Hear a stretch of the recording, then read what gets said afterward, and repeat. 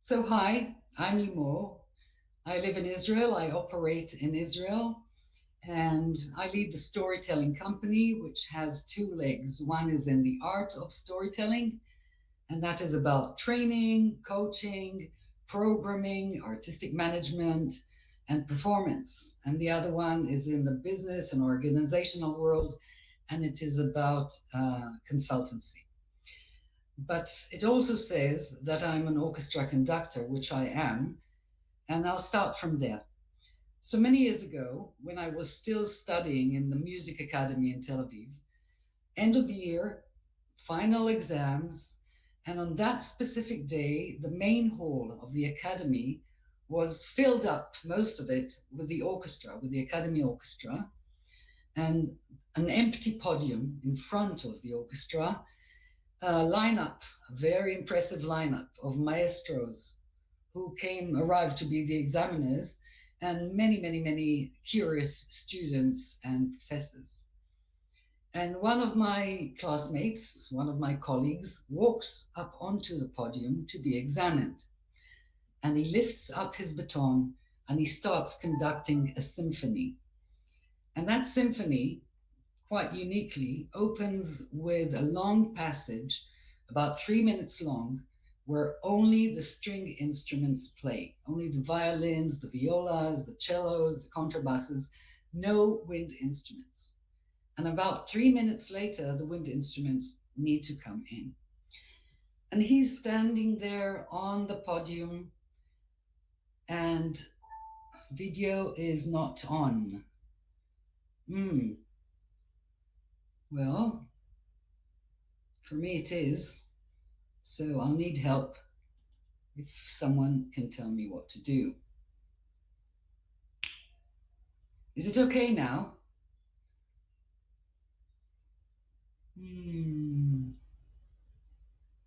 Okay. So can I see it with a bit of a lag? Okay, I hope it will be okay. All right. So we'll build on sound, on audio. So he's standing there, the young conductor, doing his best to craft every second of the music, leading the players, trying to make them perform what he has in his mind.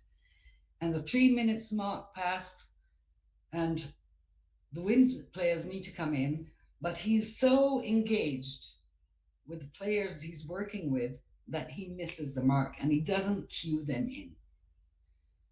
And he stops the orchestra and he becomes furious, says, "Why don't you come in? You have it marked in the music. What's happening with you?" From the top. And he starts conducting the symphony once more. And he's totally engaged, and they're doing their best for him. And the music flows beautifully, and the 3 minutes mark arrives, and he forgets to cue the wind players, and they don't come in, although it's written in the music, but he's the leader, and he didn't cue them. He cuts the music and he says, "What's happening? Can't play your instruments, for goodness sakes, what's going on?" From the top. And he starts conducting the symphony for the third time, and exactly the same thing happens. And a split second before he starts the fourth time, one of the maestros behind him gets up and he says, "Just a minute." He walks up to him, he looks at him in the eye, and doesn't say anything. And the young student is standing there and shivering with anger. And he looks at him for one more second and says, "What is the question that you need to ask yourself?"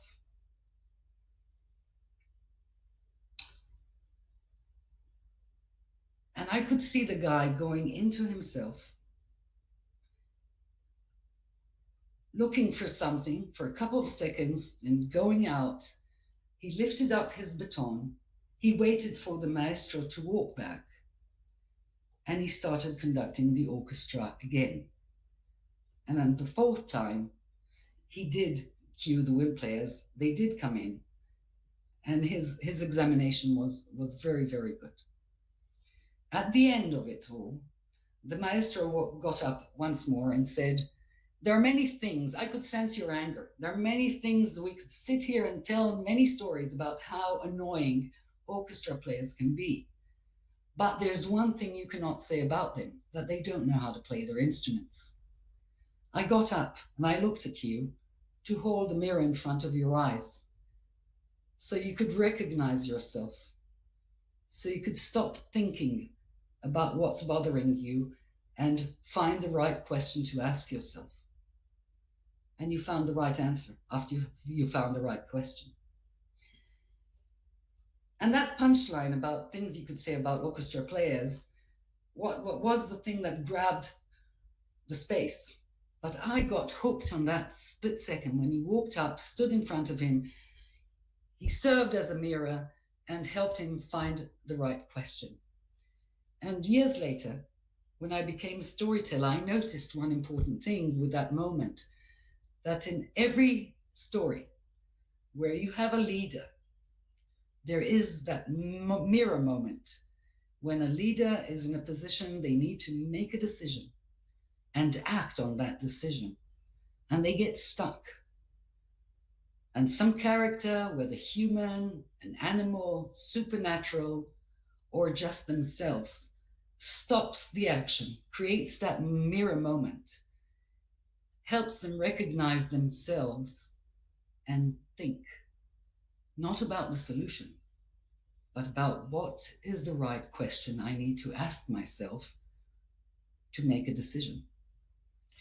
That guy could ask himself, why don't they play? Why don't they come in? That's what he was doing before that mirror moment. But when that maestro stood in front of him, he had to search for a better question. And the good questions are those that help you find a solution you can act upon, that you can actually continue leading forward. And good questions do another thing. They make you feel that you are expanding. So this is the moment I want to talk about. And the case study I'm going to present started about a couple of months before the pandemic broke out. I received a phone call from the general manager of the Natural History Museum in Tel Aviv. He said, I need your help with a museum story.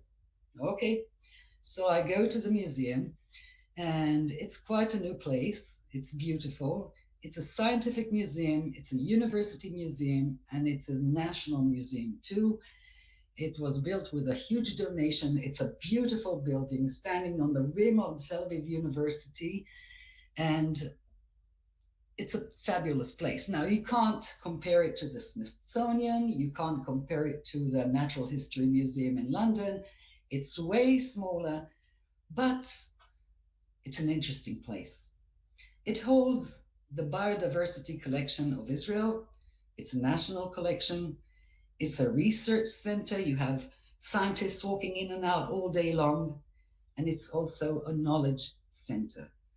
And the research center is where they perform what they call in science basic research, which is science for science.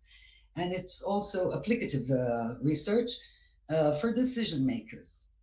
And that building, which has this important task to keep, has a part which is open to the public. It's been open for almost 2 years when I arrived there. Now it's the third year, although most of the time it was closed because of the corona pandemic. So I arrived to that place, and it is fabulous. It's totally immersive experience, and not because of any kind of digital tricks, but because of the wisdom behind creating those exhibitions. And you walk in and the magic starts the minute you just enter the place. And I'm walking with the general manager through the building, and he's explaining and showing me and speaking about the museum. And at a certain moment, I say, well, it sounds like all is good. Yes, and It's a fabulous place. You're under the university. This place it's a national recognized institution. What do you need my work for? And he said, well, right now, all is good. But if you want things to stay the same as they are, something will have to change, which is a quote I love. And I'm looking at the future.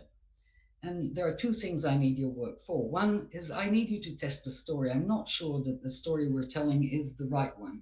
I can feel that something sometimes is not exact, but I don't have the tools to define what it is. You do. The other reason is that I want to find the future story of the museum, the future story of the museum. There are many possibilities, and I need to decide where to take it to. I can go with the obvious. Maybe I will go with the obvious, but I want it to be a decision, not only because it's the obvious. I could go with climate change, I could go with systemic crisis, I could go with maybe we combine with arts and culture, I can go with maybe we can combine with other kinds of science. We'll need to decide. So I need you to help me find the future story. Okay, off I go to do my research. And I start with the end client, with the audience that arrives, the visitors that arrive to the public museum. And I read thousands of reviews and I observe and I visit the museum many, many times. And I track families. I walk after people until they notice me. And then I check all the marketing messages and marketing paperwork and briefs. And eventually I interview the team. And the museum is managed by a team of 8, all of them leaders of departments. Half of the team are scientists, half of them are non scientists. There are different kinds of managers from other domains. And this team found a very clever, wise, respectful way to combine forces and give science what it needs and keep the border lines proper, but also create this exciting place and which can renew itself and change and be dynamic in a way that won't make scientists feel afraid. And I come up with my research with this thick report and I present it to the general manager and he looks at it and he says, okay, I can see there is something behind. It's correct, but it's elusive. I need to put my hand on that. I said, okay, there's something there that you can't see. So I'll go and find it. And I assemble the team again. I meet each and every one of them apart. And I ask them one question. Instead of asking them, how do you see the future of this museum? Which the answer would be quite obvious. Each one of them would answer me about how they see the future of the museum connected to their domain of expertise. They were answering me from reality. I wanted them to answer me from the story side. And I remember that mirror moment and I put it up and I said, if story could do anything, what would you like story to do for the museum? And they stopped, just like the guy on the podium. And I could see them go into themselves. And they were thinking, each and every one of them, for a couple of seconds, sometimes a little bit longer. And then they got out of themselves, and each one of them gave me an answer, which was something that did not appear before in the report and the research.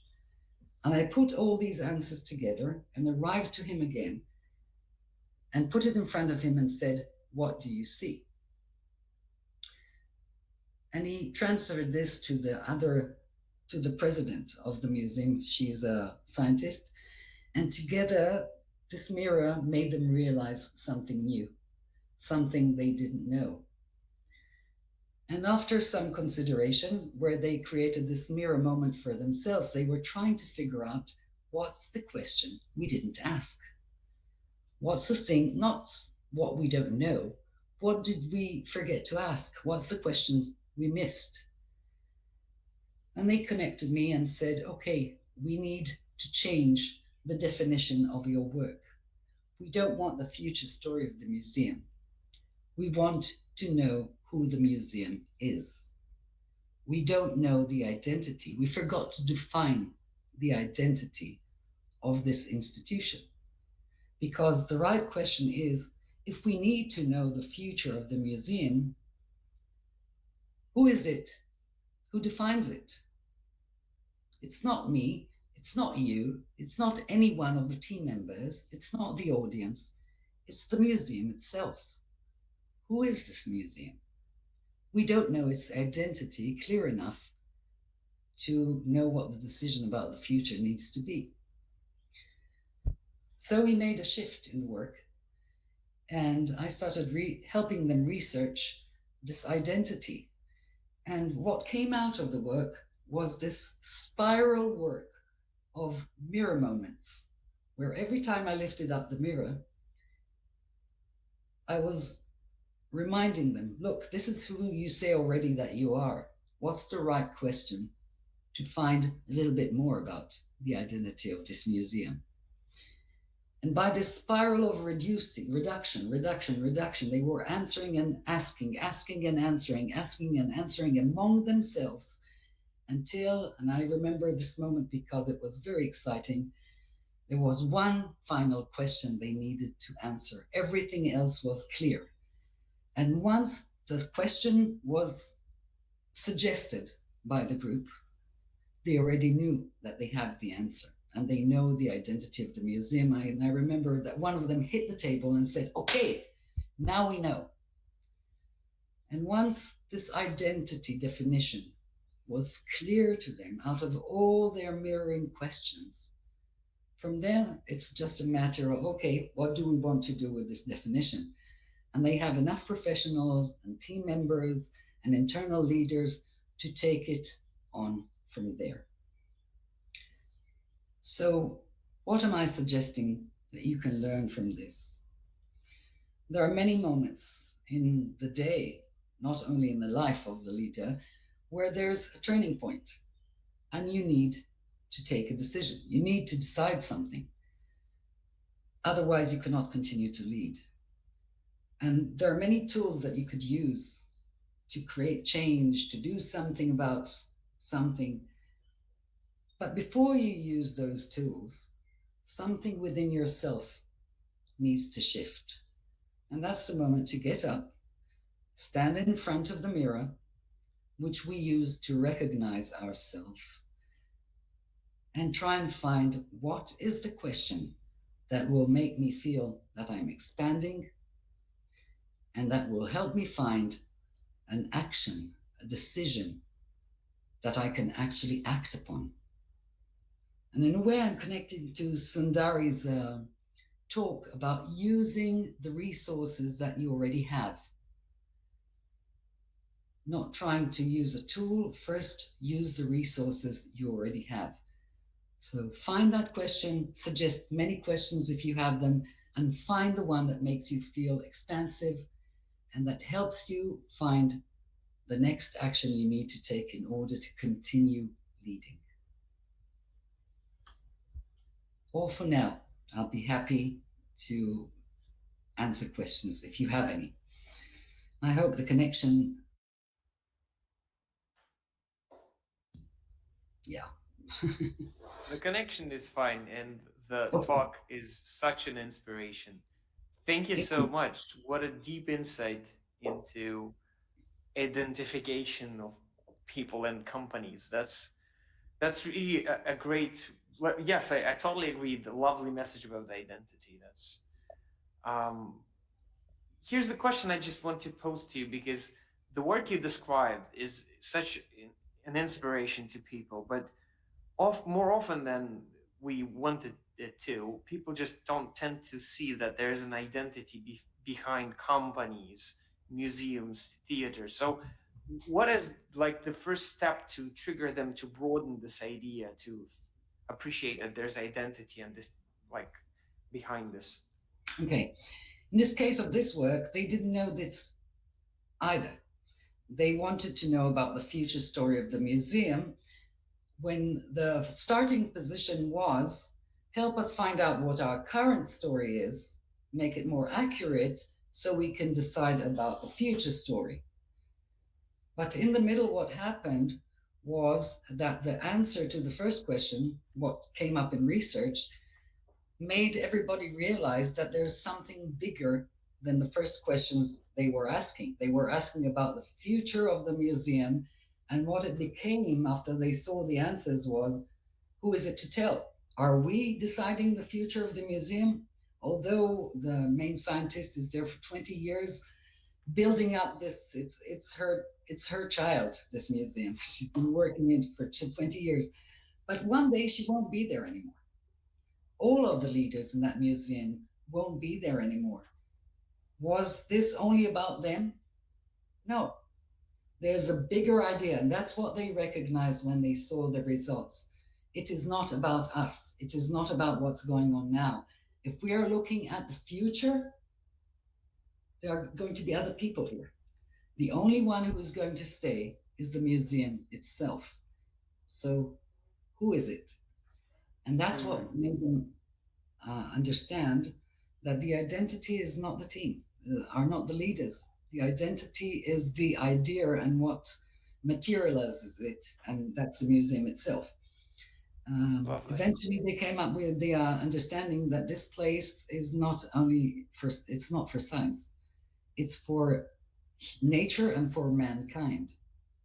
But until they realized that, it was a house for science, which it Mm. is on an operational level and a very high level of science. But there is a bigger story, and that's what they could feel when they answered the question, if it's about story and story can do anything, what are you asking for? What would you like story to Great. do?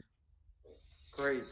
Thank you So so much. So what I yeah, go for I it. want to make this even more accurate. Reality and story are not the same thing.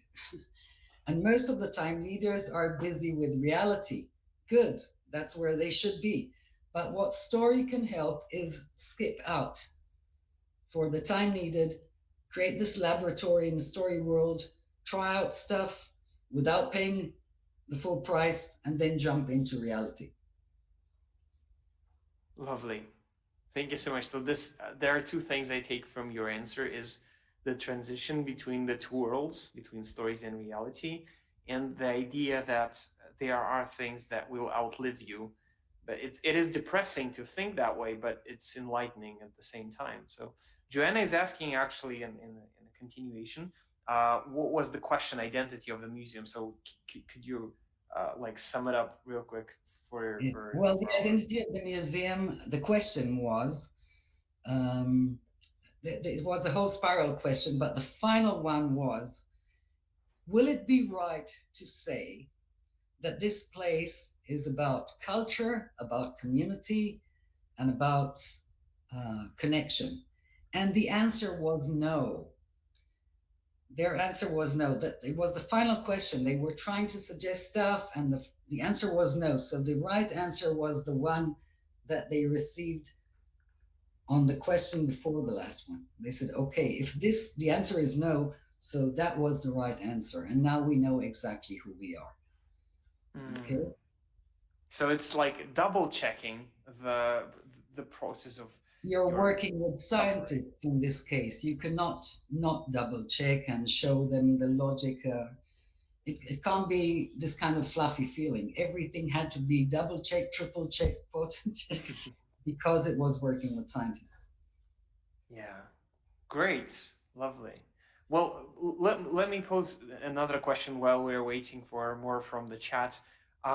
This was a work with the museum, which is mostly like a noble place that is dedicated to a noble cause of enlightenment and education. But is there such an identity and such destination to every company? Is there a chance to find it, or maybe not all of them have it? I I I find that this question comes up most often and will most likely come up when the owner of the company is also the CEO. Those are the most common instances when I get this call and say, I need you to help us with something that is connected to strategy. And then the identity of the company question comes up. Although they've done their branding and messaging and everything is in place, but somehow because the owner, in a way, in the back of their mind, realizes that they're building something which is greater than themselves, and one day they won't be there, or maybe they want to exit, that they have this question: um, what is the identity of the thing that I'm building, which is not me? What is this about? Who is it that I've given birth to, and I'm managing and I'm leading? But something is here next to me. Is going to become greater than me if everything goes well, and it's not me anymore at a certain point. Who is it? Because that is what will have to take the decisions and continue lead it through the people. So I found that most often this kind of request for finding the identity of a company comes from this companies that founders and owners are the CEOs. Hmm. But they need to be ready for it. Like they need to be ready to accept this thought, because At let a me tell you. certain moment, Yeah, yeah, it go. arrives at a certain moment. For some reason, this recognition suddenly falls, maybe because they heard something. Also, many younger CEOs, they read a lot of stuff and they expose themselves to it. So they say, just a minute, maybe there's something here. But it also happens with the older, way older CEOs that own a company and they say, just a minute, I'm going to walk out soon. So what will stay? Is it about me or about something else? Yeah. You know, your webinar inspired me to reflect back on the way of the Academy Historia, and to be honest, I had like several employees before the core team was being assembled, which is now having like two people to it, and every time it ended with some swift decisions to cut the connection, and every time it just didn't feel right. And then we started working with N, who is currently the leader of the storytelling for trainers area of the academy. And at some point during a dialogue, we were just discussing some Instagram feed or just planning. I suddenly felt that this, what we are creating right now, is definitely going to outlive me if I invest into it. And it felt really scary to realize that you're not endless. You're gonna end someday. And at the same time, it really encouraged me. It felt like as if when my son was born, it is almost the same feeling. Not in a parenthood way, but it was similar. And I found that through the years of like reflecting on it, and as you say, it came just as an insight.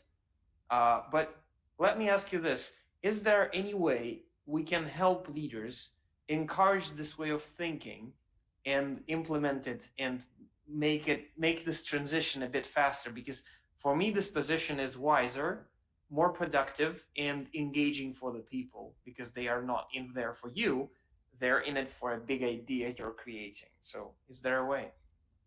Yes, I think I'm going back to the idea that reality and story. If, in a way, when I come in, so people say, "Oh, she's about story." That's not dangerous. It's very dangerous, but don't tell anyone. So it's only about the story. But that's the whole idea. It's only about the story, allows people to do stuff that they won't do otherwise. So it's suggesting to leaders, look, we don't have to solve reality. We're not talking about reality. We're talking about the story of the company.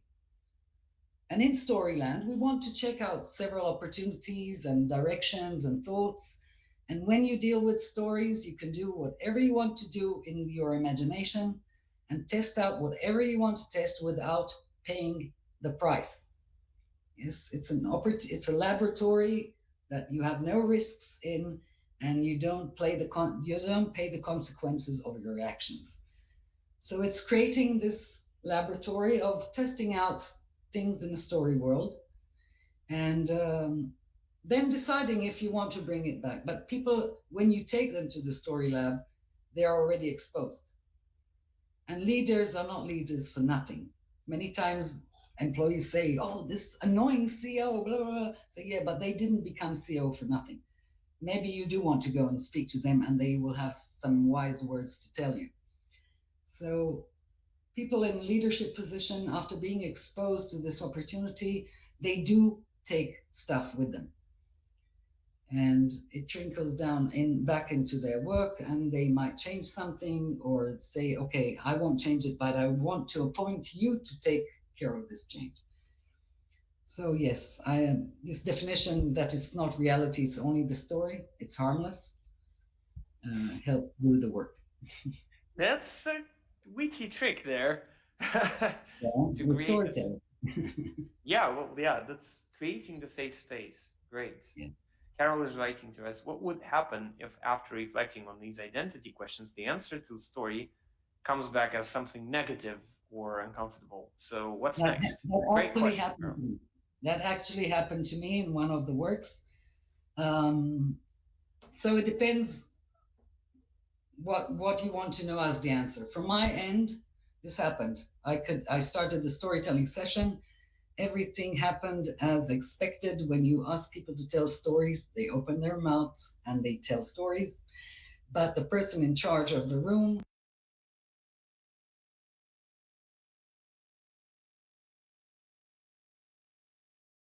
the session, and asked me to come with her into another room. So, I said, well, maybe the right way to go would be to go back into the room and say, listen, we're here for a storytelling training day. I can hear what's coming up. I can hear your concerns and the stories, which are difficult. My promise is that I'm going to collect this and find the time and place to take care of these issues. We'll meet again, we'll sit, we'll speak about this and see how we can solve it. Her choice was not to do that. So, what I did at that moment, if you're asking me about myself, I said, thank you very much, we can't continue. And I walked out. And what they're doing, I don't know what they're doing. But things like this do happen. And it's the way to take care of this is the preparation. Before you do the work, you want to work with the people who are in charge of the room and speak about this. When people open their mouths, they might say stuff that you don't like. So, how do you want to handle this? It's not about you, but how do you want to handle this? This lady in this specific instance just wasn't prepared to do the preparation work. So, but that's what we usually do. We tell people in advance. Remember, people will open their stories, they feel open, they want to share. You might hear stuff that you don't like. So, how do you want to handle it? Hmm. And most people are know how to prepare this moment. Yeah, the prep work is really essential in this. Totally agree with that. Yeah, I'm sorry. I'm sorry for them too. I can see the comment. Yeah, Yeah, but that's not the common case. That's a rare instance all right. that someone is so unwilling to cooperate with the truth. Good one. Let me ask you one last question before we dive into this very last question, traditional one. So, I had several companies address me in a way to create this kind of brand identity strategy, or whatever they call it. And eventually, they were bringing in their assumptions about what the company is instead of telling the real stories and telling maybe some even bad stories that really the company originated from. And it sounded really like, well, we are number one at blah, blah, blah, or we want to be the best at blah, blah, blah. And it just doesn't catch. And they're looking at me saying, well, this doesn't work for us. And like I eventually I developed this group into understanding that this is not quite the language they are talking. So my question for you is, how do we break through this really magnetic world of great assumptions and assertions about our business into the truthfulness of reality? I love that magnetic world of assumptions. It does feel like that. Great question. I take to them into storyland. That's what I do. I say, okay, this is not about the company. This is about a kingdom. The kingdom, I'll give it a name, and I give it a name that is, in a way, close. Okay, and the kingdom has a king and the queen and whatever. And there are characters in this kingdom, and there are places which are important, and there are artifacts that people use. What character are you? Yes, who do you want to be? Yes. So there are ways that you can show people all kinds of characters and they can select. And I just ask people, what character are you? Give yourself a name. What do you do in this kingdom? Are you a thief? Are you a warrior? Are you whatever? Yes, you can select your own identity, your own role, and it works. Sometimes I can see in advance that it won't work, that everybody is stiff. So what we do, we actually create this environment. We just walk into a different room that is being prepared, and it looks like a kingdom, which is culturally suitable to the kind of imagination of kingdom that they would have. So if I do this game in China, it won't look like the same if I do it in Europe. Okay, the kingdom will look different, but change of environment, change of space, change of the physical environment helps people create this internal change. It's like we know that when we want people to remember stories and they can't, we often ask them, so where did this happen? Yeah, And the where, we've heard this also yesterday in exactly. this place, helps people just walk into that place. So creating a different physical environment will also change their behavior. Lovely. And it helps. So we play this game, imaginary game, and then we say, okay, what can we learn from what we did here and take back with us into reality? Not everything, but what can we? Great. Great. Thank you so much. And Carol writes that some of us work in republics rather than kingdoms. Yes. Great that you got the analogy. Oh, great. Okay. Limor, it was lovely to see you here and to listen to your stories from the conductor to the museum. Thank you so much for taking us there. Thank you. And I have the last question for you. And right now, I will just leave the links for anyone who wants to connect with you. Links are in the chat. The last question for you is: what if the story came alive and was about to teach leaders one thing and one thing only? What that one So I thing heard would this be? question, yes, before, and I must say I had to think about this long and hard because it's an amazing question. Amazing questions are not fast answered. So this is what I think story would say. Leaders don't use stories. Stories use leaders.